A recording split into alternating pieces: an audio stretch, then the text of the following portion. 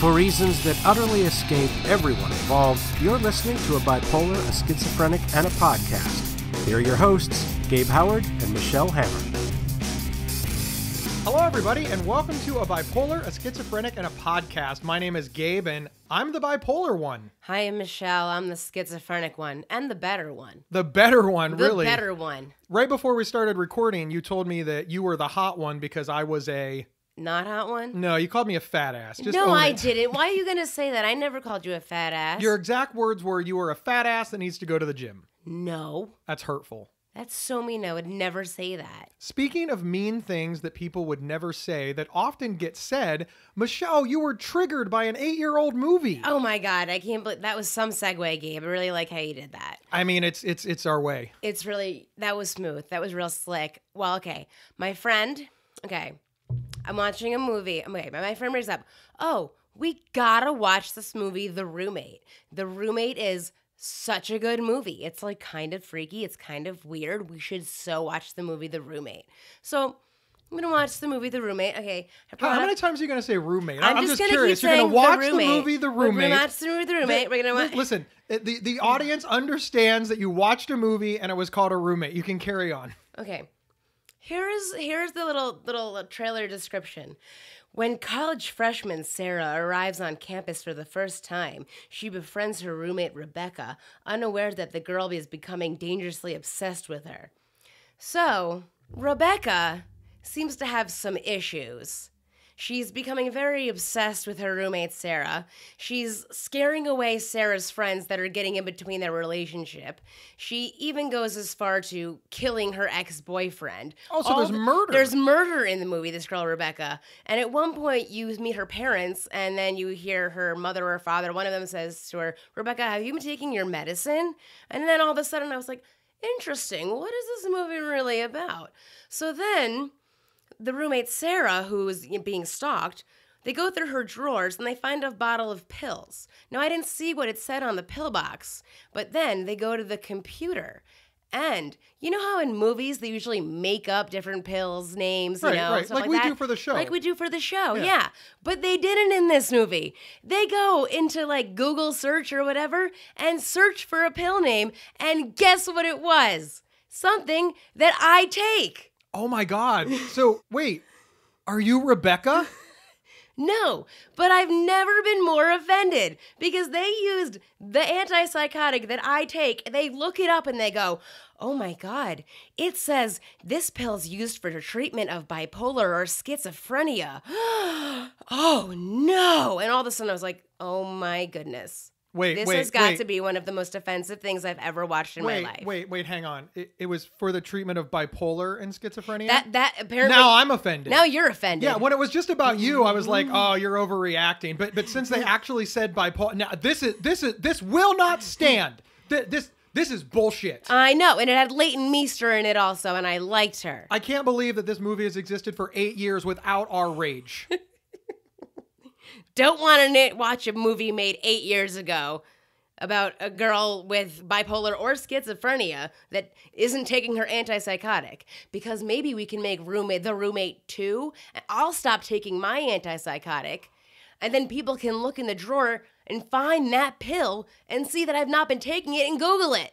And just like that, the plot comes to a head. The plot comes to a head. Let's explore this for a moment. I mean, just in case the podcast doesn't work out. Yeah. Because I suspect that you would be the killer and that I would be the victim, but it wouldn't have anything to do with your schizophrenia. It would more have to do with us being locked in a room for hours on end with recording equipment. And it can be called the podcast. The podcast. Right. But you got to say it like in that voice that you use to describe the roommate. The podcast. Oh, I have to add, I was watching this movie at night, so before I went to bed, I made sure to take that pill, so I did not kill my roommate that night. First, let's address a couple of things right out of the bat. Obviously, you have not been on this particular medication for your entire life. No. So before you took that pill, did you want to murder anybody? No. Okay, and do you honestly believe that if you stopped taking that pill tomorrow, you would start killing people? Absolutely not. And to further drive this point into the ground, there are plenty of people that become obsessed with their friends, roommates, spouses, boyfriends, girlfriends that have no mental illness or schizophrenia. They just cray. Yes. Yeah. I mean, I do in fact have bipolar disorder, but I was a teenager once, and I know it's hard to separate out, bipolar Gabe from actual Gabe, but I do believe that, the reason that I spent my prom night crying is because that lady dumped me. And I was sad and I hated her new jock boyfriend, and probably not because I was bipolar. I think this is just like a standard thing that happens to all people. Understandable. I would say that's understandable. I would get that. Yeah. Yeah. So, but the fact that I had bipolar disorder and wasn't yet medicated didn't make me kill anybody. Right. And I've never been violent, and I've never had the urge to kill people, even though I too take a psychiatric medication. And this, of course, offends us because now people are looking at us like, uh-oh, if Gabe and Michelle stop taking their meds, we are going to be killers. Yes. Oh, Michelle, I am so sorry that you had to watch Netflix at home while not working. I mean, I'm so sorry you had to go through this experience with this movie. But doesn't it suck? I mean, doesn't media portrayals I just couldn't just believe blow? They used a real medication name. Right. Do you remember the episode where we talked about side effects of medication? Yeah. And what did I name the medication that helped fix Dixapopin? Right. We had Dixapopin, which was the, I guess, ED medicine, because it cured the medical diagnosis of Dixaflopin. Right. Yeah, we got nothing right on that. Doesn't it bother you though? Look, we all know it bothers us. We don't need to be coy, but we try to be responsible with this show. We're not Hollywood. As much as we have tried to delude ourselves into saying that we have millions upon millions of fans, we don't. We just I've never deluded myself to that, Gabe. Maybe that's just you. Listen, I believe that there are millions of people. We just can't track them because one person downloads it and then plays it in front of a live auditorium, stealing our thunder. I know this happens. Obviously, you're off the meds, Gabe. You're off the meds, and you're gonna stalk somebody, and you're gonna be obsessed with them, and you're gonna kill their ex-boyfriend. This is not the only movie that you have ever seen in your life that has to do with not in my life. I've seen many a Disney movie in my life. Oh, well, Disney movies, I'm fairly certain, are all about mental illness. Well, I mean, I once flew on a magic carpet. A magic carpet ride. Okay, shut up. Moving on. Michelle, this is not the first pop culture portrayal of mental illness that we've ever seen. It sounds like this one bothered you so much because it hit so close to home.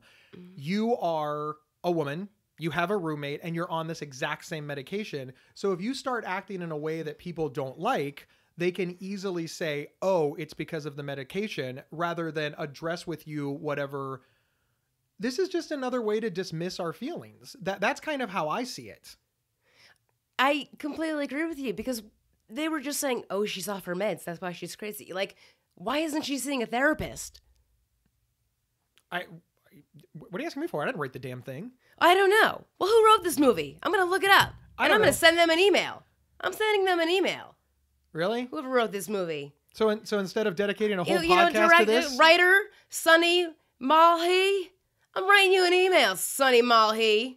You should probably learn to pronounce his name. Whatever first. your name is, Sonny Malhi. Well, I never heard of you in anything else, but you might have done other stuff. You wrote a very insulting movie. Now, is it insulting or is it insensitive?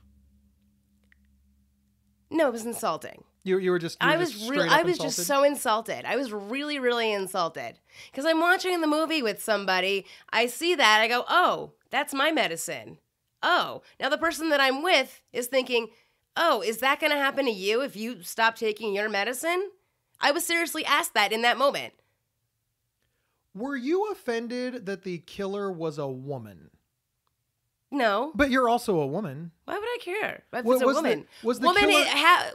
There's many women in the world. There's not as many people who take that medication, and I felt singled out. It's not that the killer was a female or a young female or even a young white female. It's that she was a schizophrenic taking a medicine that you take, an antipsychotic medication, and then it pulled in the trope of if you don't take your medicine, you will become violent. Yeah. And all of that connected for people because of their own biases, misunderstanding, and ignorance to then look over at you and try to draw a parallel where before you watch the movie, that didn't exist. Right. Like, so in your friend group, because you watched a movie, you are now looked down upon. Yeah. Well, I was asked, oh, if you don't take that, will things like that happen? We'll be right back after we hear from our sponsor. This episode is sponsored by BetterHelp.com. Secure, convenient, and affordable online counseling. All counselors are licensed, accredited professionals. Anything you share is confidential. Schedule secure video or phone sessions, plus chat and text with your therapist whenever you feel it's needed. A month of online therapy often costs less than a single traditional face-to-face session. Go to BetterHelp.com/PsychCentral and experience 7 days of free therapy to see if online counseling is right for you. BetterHelp.com/PsychCentral. Hey everyone, we wanted to tell you about Emergency Dentists USA. They love the show and wanted us to give them a shout out. Emergency Dentists USA is a 24-hour dental referral service that specializes in finding emergency dentists who accept patients with no insurance and offer low-interest payment plans. We are open 24 hours a day, 7 days a week, even on holidays. Our staff is knowledgeable and friendly and can find local emergency dentists in your area for any dental emergency you may face. Visit them online at www.emergencydentistsusa.com. Check them out if you need them. And now, back to the show. And I think that there's another side that we need to talk about as well, which is, let's say that you are a young woman with schizophrenia and you see this movie and then a doctor tries to prescribe you that medication. Good point. You're going to say, look, I don't want that. I'm not violent. That movie stops killers. I'm not a killer, so I need a different medication. And now you're going to resist the treatment all because you don't want to be lumped in with a fictional movie. Let me back up for a second. I just have to say this. I want to say this to the whole world. You can clip this out of the podcast and play it for everybody. Listen, animals don't talk. People can't fly. There's no such thing as superheroes. We all understand how fiction works in movies for almost every other thing. But for whatever reason, whenever there's any mentally ill character, we suddenly think that Hollywood is producing a documentary about our lives and saying, this is what mentally ill people act like. Really? Did I ever tell you at the time there was like somebody was writing a film in LA, a film on schizophrenia, and they wanted me to like talk to the lead actress and they wanted me to read the scripts and everything. The lead actress, I spoke to her, she calls me, and all she's saying is that like, oh, tell me your story. And I was like, well, do you know anything about schizophrenia, how to like act like it? And she's like, oh, well, I'm like a really good actress. And I'm like, well, do you know any mannerisms of people with schizophrenia? You know how they act? And she just like blew the whole thing off. Like, oh, she goes that. I was like, a lot of people with schizophrenia, they don't really usually look people in the eye that often. She goes, oh, no, really? But we're on FaceTime. You're looking at me in the eye. And I'm like, well, we're on the phone right now. And she just wasn't even understanding what she would have to be playing if she was playing a schizophrenic person. She just wanted to hear my story and not learn anything from me. And then when the person who had set us up to talk, when she emailed me, can you read our script and tell us how it sounds? I said, I don't want to read your script for free. I work as a mental health advocate and my time is money as well. If you would like me to read your script and you're trying to support people with mental health issues, it would be really nice if you could compensate me. And the woman said, I completely understand. I'll talk to the director. The email ceased. Never again. That was the end of it? Never heard it from them again. This is a real problem in our circles where people don't want to gain the right information. And if they even make a cursory attempt, they want to get it for free. And listen, you get what you pay for. And I have no idea if this particular movie, The Roommate, hired anybody to talk about mental health, mental illness. Chances are, look, it's a horror movie that it sounds like wasn't very popular because I never even heard of it. So the good news is it didn't do that much damage because only like 11 people saw it. But I get it. Nobody seems to want to understand what it's like to live with mental illness and portray it in any manner that is even remotely realistic in popular culture. And what's even worse is that the people watching it, for whatever reason, have decided that it contains factual information. It's just a story. You know, and it's not good or bad or otherwise. It's just fiction. And I wish that people could understand that it's fiction.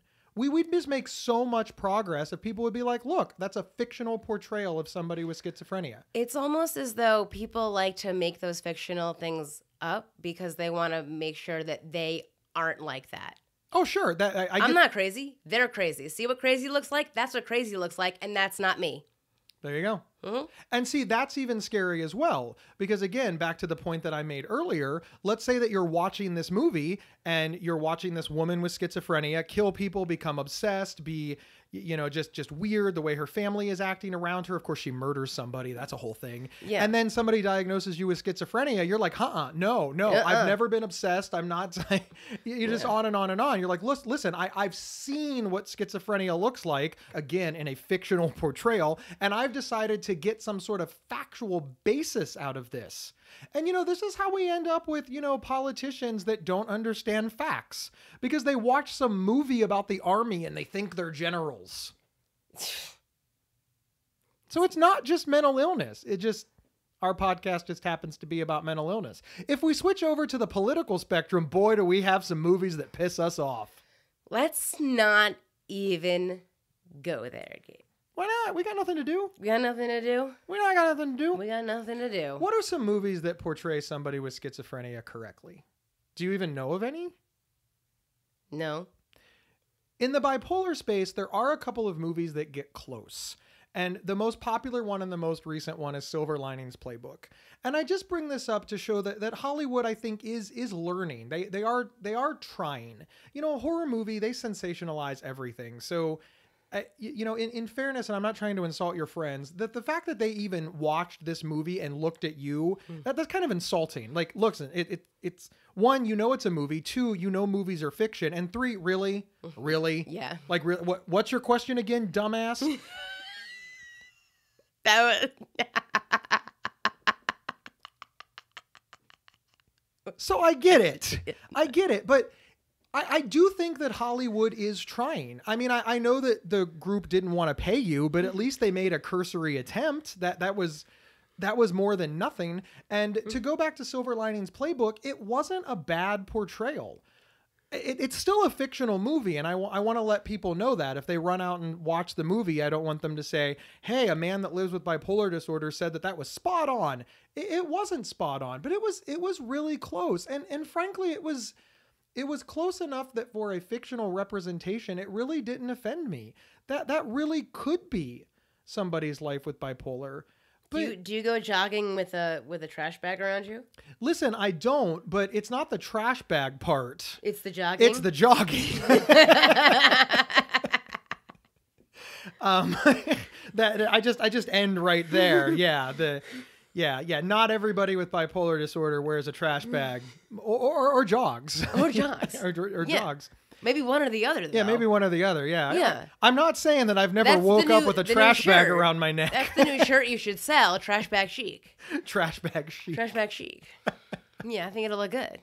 But there were parts of it that really did speak to me. The confusion, the manic energy, him waking up his family in the middle of the night because he got excited about something, the desperation to repeat things, the way his family had to make apologies for him because he woke up the neighborhood, the way he couldn't let things go. These were things that are very stereotypical of somebody who lives with untreated bipolar disorder. And they kind of covered that decently, saying that he wasn't necessarily under a lot of control. He didn't necessarily have the best treatment. But ultimately, and this is something that I want everybody to know, even if that was a documentary, even if that was complete fact, even if every single thing that happened in Silver Linings Playbook was true and happened exactly like that, that doesn't mean that that's how everyone with bipolar disorder behaves. True. That means that's how that dude behaves. So I think we need to get over that as well. It really bothers me that people are like, hey, I saw a woman in a movie and now I know how women act. Or I saw an African-American male in a movie, so that's how all African-Americans act. Or, you know, just on and on and on. But we think this as a society. So on the plus side... It's just stereotypes. Yeah. Everyone's just making a stereotype. Stereotypes are the shorthand of the lazy. I don't want to take the time to get to know you, so I will just figure out whatever stereotype I can and declare my knowledge of you complete. And that's just called ignorance. It's straight up ignorance. It's lazy and it's bullshit. And it robs you of getting to know real people. Some people aren't worth getting to know. Well, but you won't know that until you get to know them.